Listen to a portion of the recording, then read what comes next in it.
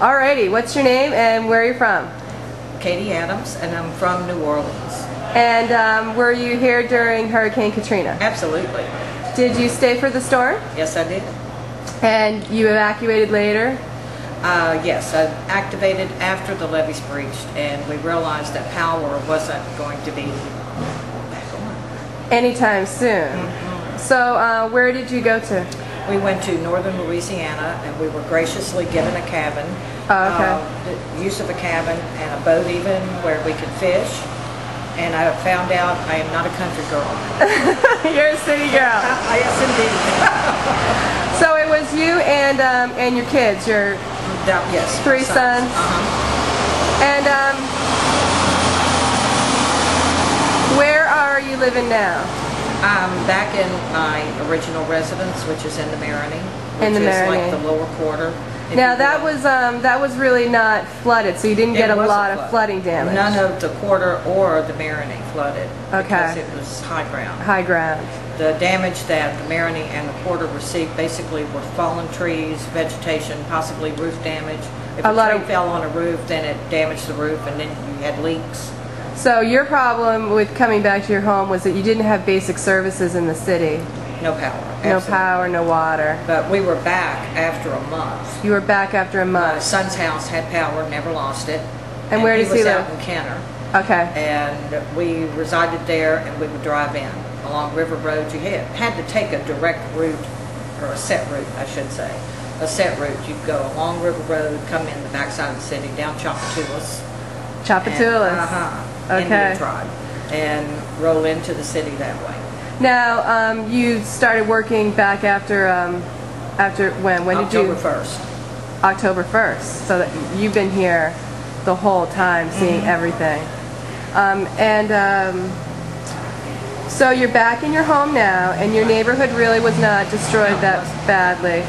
Have a lot of your neighbors and other people, have they been fortunate enough to get their jobs back in return also? It depends. A lot of them on my street left. Okay. And then when they came back, either they made plans to go elsewhere due to their jobs not being available anymore. Yeah, okay. Or landlords raised rents.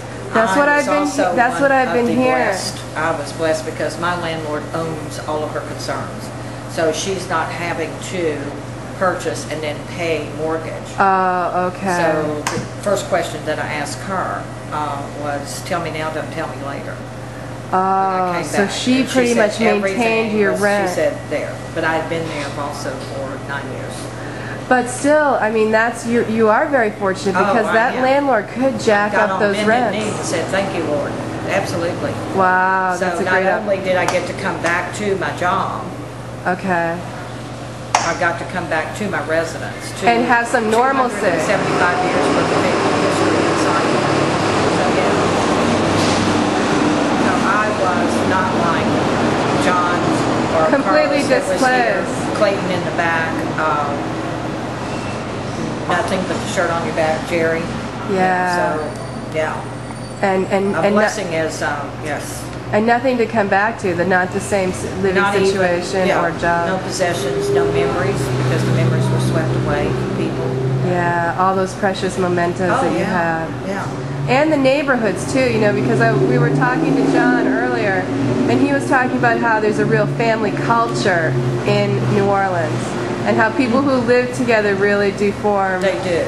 Neighborhoods. This is the beauty of New Orleans. Okay. It's eclectic. It's also composite cultures, okay, which is divine, especially in the quarter area, okay, and in Gentilly and in your older neighborhoods. Okay. To me, that's the heart and soul.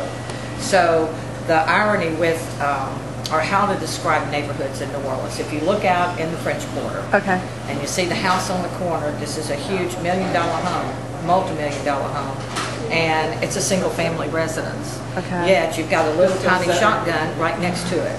So in and those people have been living together. New Orleans, unlike other areas, they build houses kind of all in the same economic, social circle. In the suburbs, in a development, everybody's. New Orleans suburbs don't do that. She's got to go. Okay. One of the things that. Okay, Katie, let's talk about the clientele that you served in October when you first came back. workers. And those were the... They were basically all men. They were electricians, they were builders, they were garbage people because you had so much debris.